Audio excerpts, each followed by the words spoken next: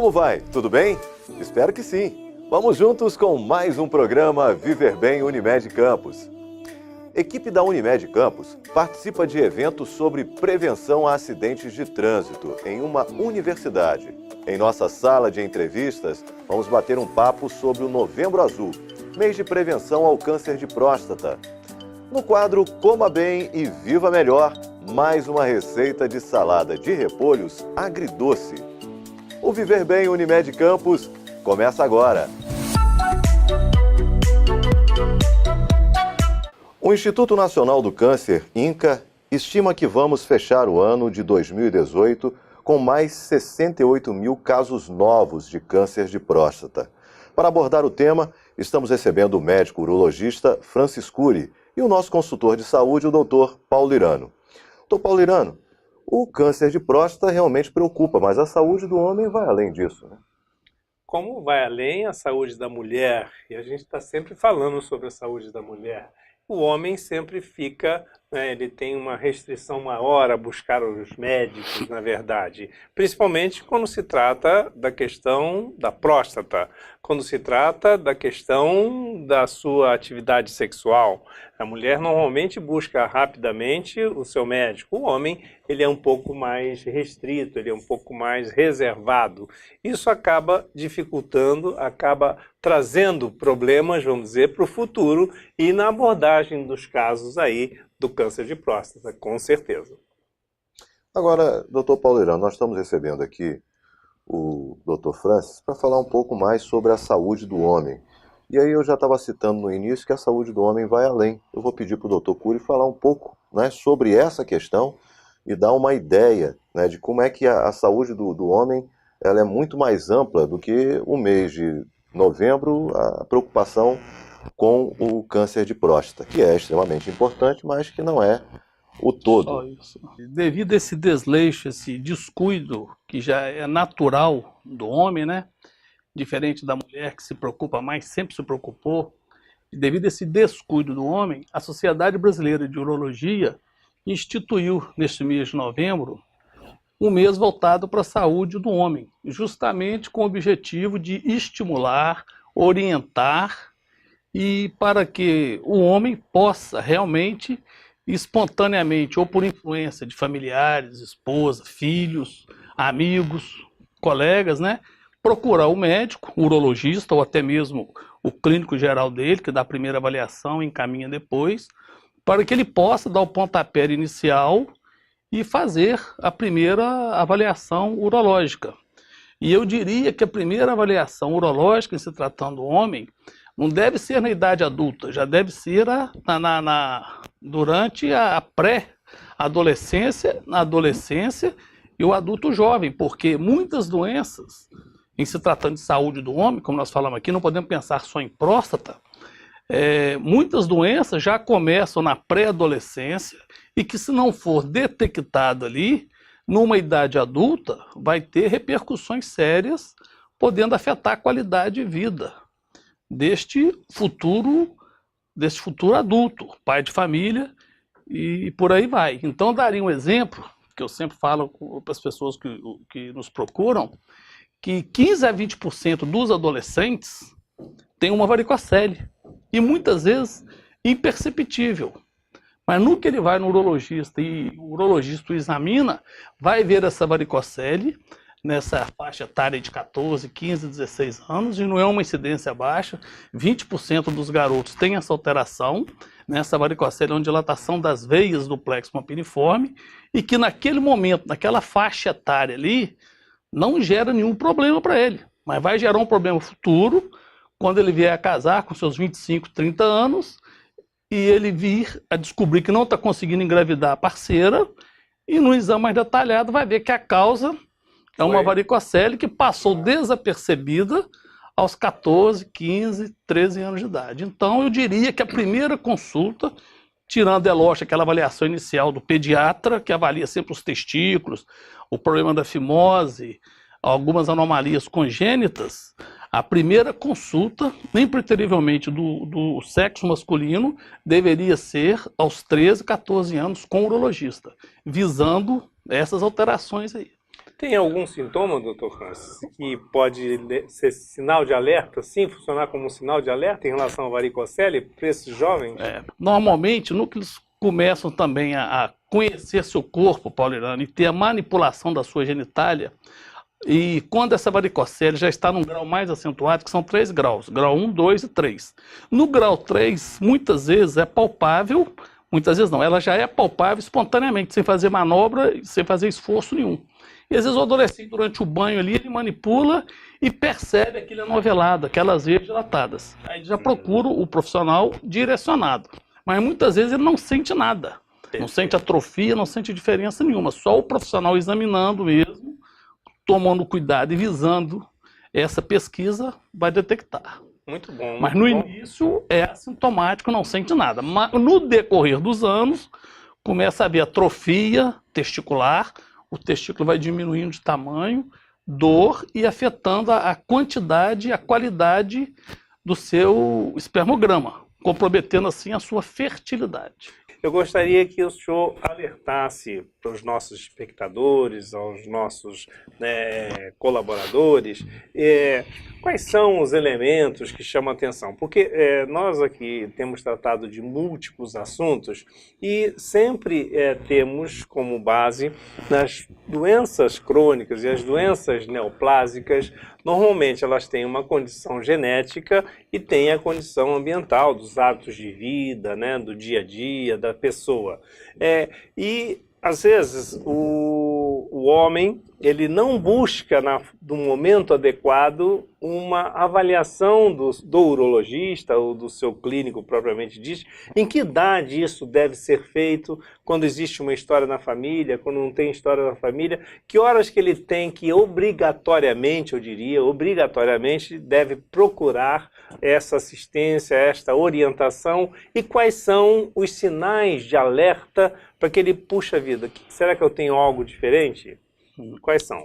Certo, Paulo Irano. O que acontece? Pergunta ampla, né? Vamos abordar aí, mas o Novembro Azul eu diria que está sendo considerado, por muitos homens já, o Novembro da Felicidade, porque eles ficam apreensivos e nesse momento de muita cobrança ele acaba indo, e felicidade para a maioria, digamos assim, porque quando ele chega e é feito um exame rápido, ele fica feliz da vida com aquela notícia, sabendo que ele não está aportando nenhuma patologia maligna em sua próstata e no seu aparelho genital. Então ele já sai dali feliz da vida. Então é um novembro feliz. Mas essa felicidade não depende do médico. Eu diria que essa felicidade depende única e exclusivamente do paciente e dos seus familiares que o encorajam a realizar esse exame. Porque é o que eu digo sempre, o médico não coloca doença em ninguém. A doença existe e ela será diagnosticada e detectada precocemente. E o quanto mais cedo, mais precoce, diagnosticado e for detectada e confirmada a doença, melhor serão as possibilidades terapêuticas e de cura deste paciente.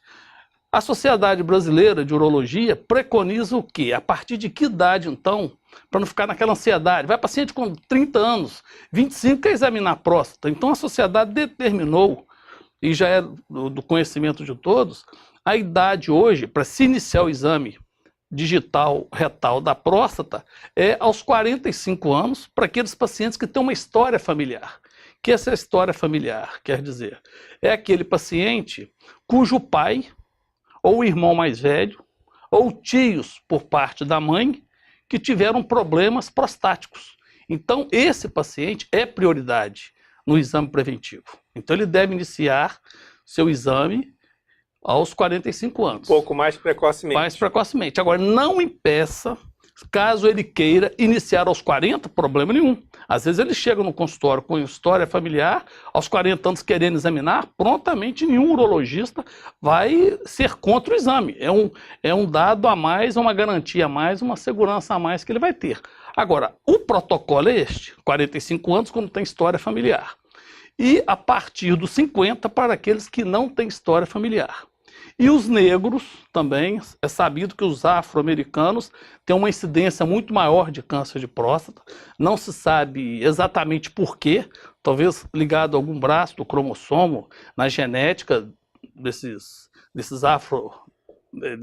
afrodescendentes, né, que tem essa maior propensão. Daí também aos negros sugere precocemente aos 45 anos de idade. Em se tratando de ser um exame rápido, pouco agressivo, que dura segundos, nada justifica protelar um exame desse. E você complementando este exame, aí a indicação do médico, Júlio. Se ele achar que há necessidade de pedir o PSA para complementar ou não, ele vai pedir o PSA e vai complementar o seu diagnóstico, fazendo assim uma garantia, uma certeza quase que absoluta, em 80%, 90% dos casos, que esse paciente está livre de uma doença maligna da próstata. Identificando e acompanhando esse paciente, em muitas situações esse paciente pode até não vir a óbito por conta desse problema em específico. Ele pode ficar convivendo com a doença assistida. Isso, Júlio lembrou bem. Hoje não, há 10 anos atrás, e exatamente pensando nessa doença, porque a próstata é uma doença de crescimento lento, indolente, pouco agressivo, na maioria das vezes. Mas tem, infelizmente, aqueles tumores indiferenciados que são altamente agressivos, mas a maioria, grande parte dos tumores prostáticos são pouco agressivos e indolentes. Aí começou, há 10 anos atrás, no Canadá, exatamente esse assunto aí, a vigilância ativa. Aqueles pacientes que têm um Gleason, que foi submetido a um exame retal, viu que a próstata está pouco alterada ao toque, pouco fibrosa, um pequeno nódulo, fez uma biópsia transretal, confirmou que é um câncer, aí viu que nessa biópsia é um Gleason baixo, 6, um Gleason 7, o máximo é 10. 3 mais 4, 7, ou 3 mais 3, 6, de acordo com esse Gleason, PSA baixo e poucos fragmentos envolvidos com adenocarcinoma, esses pacientes, a escola canadense preconiza vigilância ativa, que você vai acompanhando esse paciente de 6 em 6 meses, até de 4 em 4, e vai esticando isso aí anualmente, evitando assim cirurgias ou qualquer tratamento radical em até 30% a 35% dos casos. Mas desde que o paciente tenha o compromisso, né, de voltar regularmente, seguindo as orientações do profissional, para não perder o resgate terapêutico. Ficar sob uma vigilância continuada, ativa, né? Isso aí. Agora, existem muitas dúvidas, doutor Francis, e por essa situação do homem, de evitar o exame do toque retal e tudo, eu tenho uma pergunta que é muito levada aos consultórios e às pessoas. O senhor fala em PSA. Eu queria que o senhor fizesse aqui uma colocação clara para as pessoas, no sentido de, o PSA substitui o exame? Não substitui? Ele é um complemento? O que fazer? Né? Na verdade, o ideal, o adequado, o certo é fazer um exame local. Agora, muitos querem substituir o PSA. E só uma fala assim para a pessoa entender o que é o PSA e se substitui ou não o exame local. Não substitui. A própria Sociedade Brasileira de Urologia recomenda a associação. O que é a associação? Do toque, o toque retal, associado ao PSA. Aí você vai ter uma garantia estendida de 90%.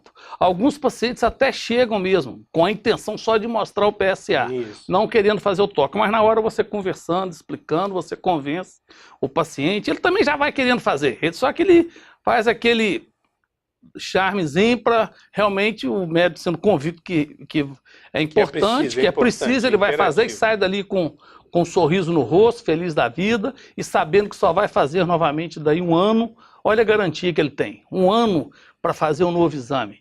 Né? Então, o preconizado é a associação dos dois, o toque mais o PSA. E já recebi também em alguns pacientes que já chegam extremamente ansiosos, apavorosos, no consultório, já com o PSA pronto.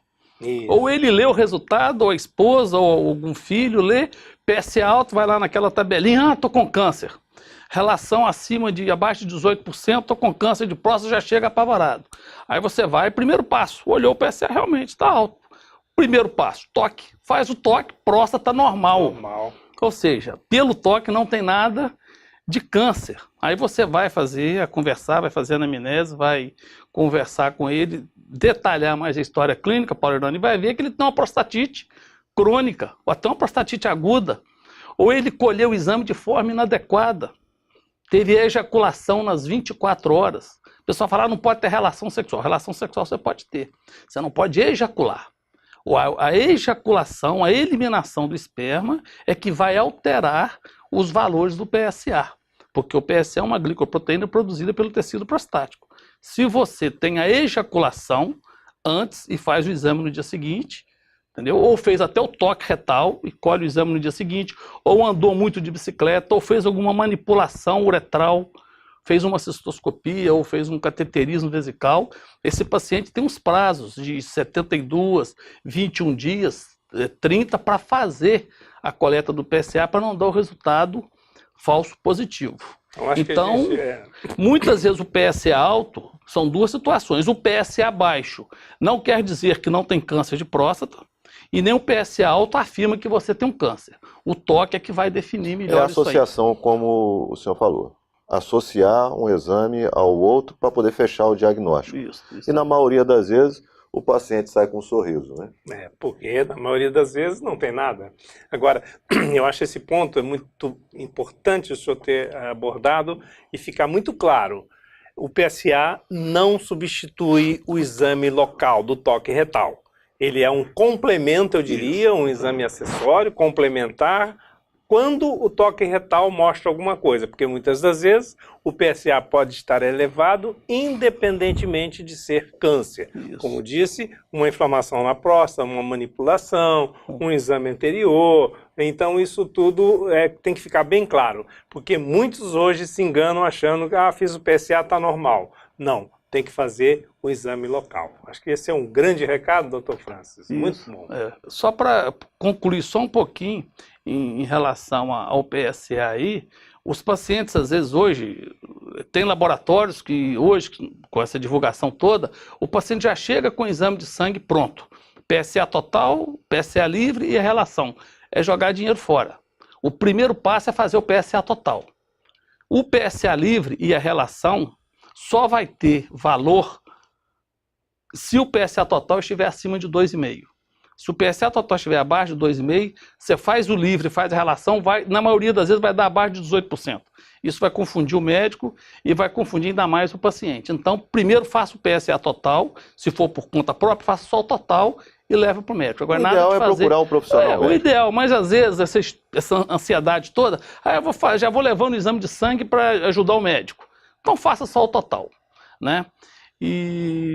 Porque ele já vai chegar lá, vai fazer o toque, vai fazer o exame e vai sair já com o diagnóstico certo do que ele tem. Se vai precisar de algum exame mais, algum outro exame mais para complementar, porque tudo aí, o toque, o PSA, são hipóteses, são suspeitas.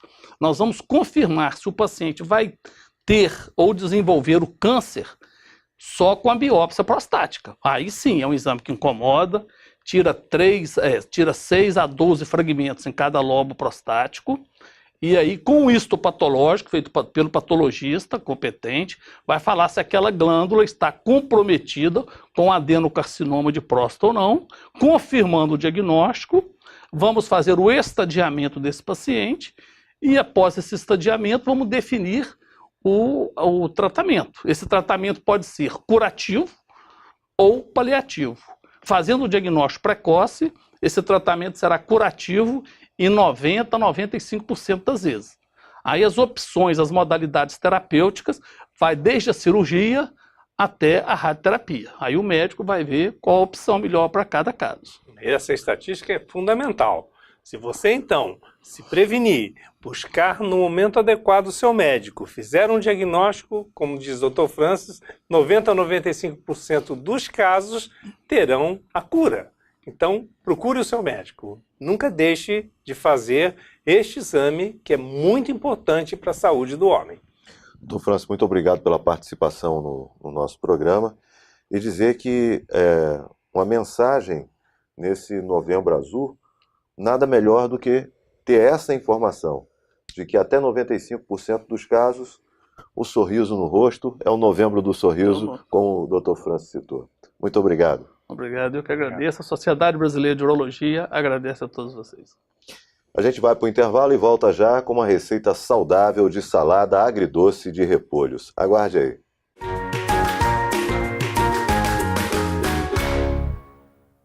Guarde seus exames antigos. Eles valem muito. Fazer exames exige tempo e é um pouco desconfortável.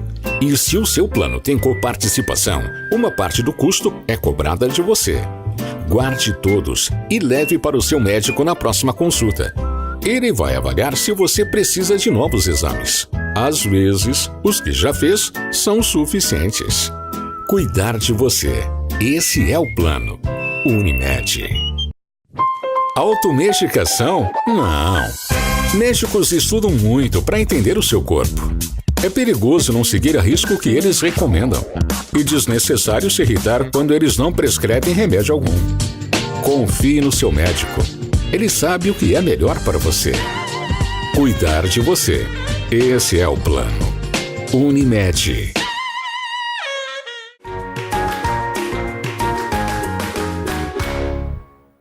Equipes de diversos setores e programas da Unimed Campos participaram de um evento sobre prevenção a acidentes de trânsito em uma universidade de Campos. Confira o resumo.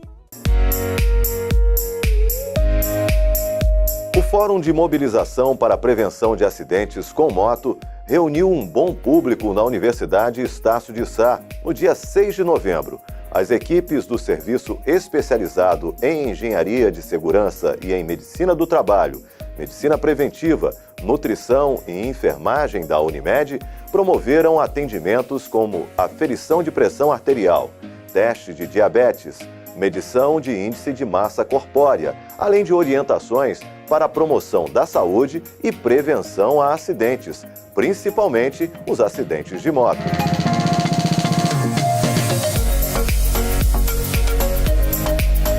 Como nós temos os professores muito envolvidos com essa dinâmica, a maioria dos nossos professores trabalham na área e percebem essa necessidade, então querem tanto para preparar os nossos alunos, para esse possível paciente que ele vai atender no futuro, então conhecer esse tipo de tratamento que vai ser feito, no caso de fraturas principalmente, e o principal de tudo, trabalhar a conscientização da população, porque isso é o que a gente acredita, Então quando a gente fala de saúde, nós entendemos que a atenção primária, que a prevenção é a que deve ser mais realmente investida.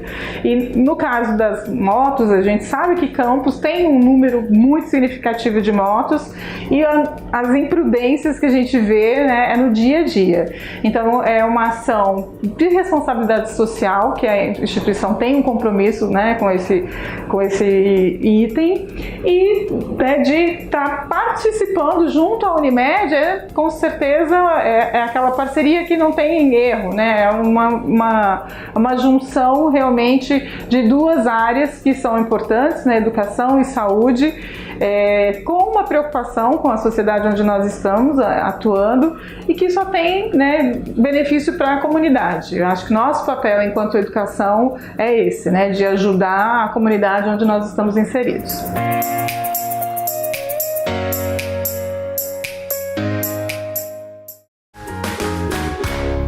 Salada agridoce de repolhos.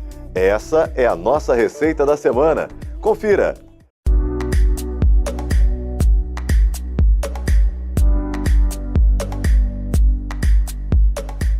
Hoje você vai aprender a fazer uma salada de repolho agridoce. Nessa receita nós vamos utilizar tanto o repolho verde quanto o repolho roxo. No repolho verde nós encontramos, por exemplo, vitamina A e também ácido fólico, e no repolho roxo, vitamina C, selênio, fósforo, além das antocianinas, que são responsáveis por essa coloração arroxeada, que tem função anti-inflamatória, antioxidante, ajuda no controle da diabetes e também numa boa saúde dos olhos e do coração. Para essa receita nós vamos precisar de 200 gramas de repolho verde, 100 gramas de repolho roxo e, além disso, uma xícara de cenoura ralada, uma maçã ralada, meia xícara de cebolinha picada e para o molho agridoce nós vamos utilizar 2 potes de iogurte sem sabor e sem estar adoçado, suco de 1 limão, 2 colheres de sopa de mel, 1 colher de chá de mostarda e sal a gosto. O primeiro passo para essa receita é nós misturarmos os 2 repolhos, a cenoura e a maçã em um bowl.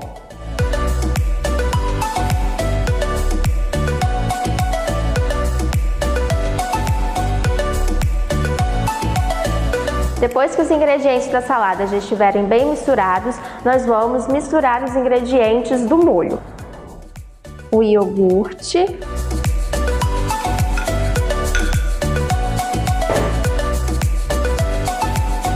o suco de limão, o mel,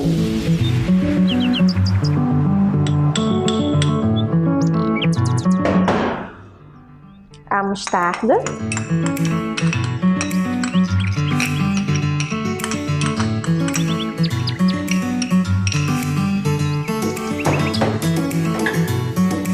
e o sal. Nós vamos misturar todos esses ingredientes e depois que a mistura já estiver bastante homogênea, nós vamos incorporar a nossa salada.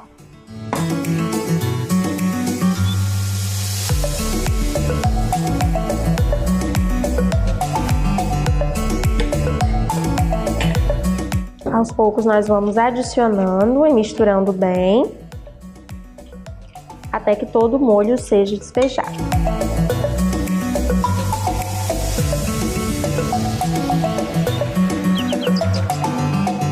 Com os ingredientes bem misturados, a nossa salada já está pronta. Agora nós vamos finalizar com a cebolinha.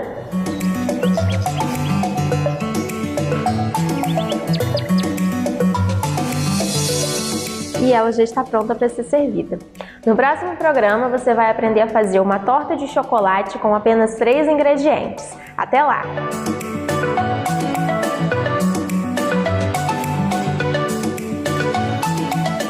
Chegamos ao final de mais um programa Viver Bem Unimed Campos. Você confere todos os domingos às 4 da tarde uma edição inédita na Plena TV e pode ver todos os programas que nós temos em nosso canal no YouTube, Unimed Campos RJ. A gente se vê!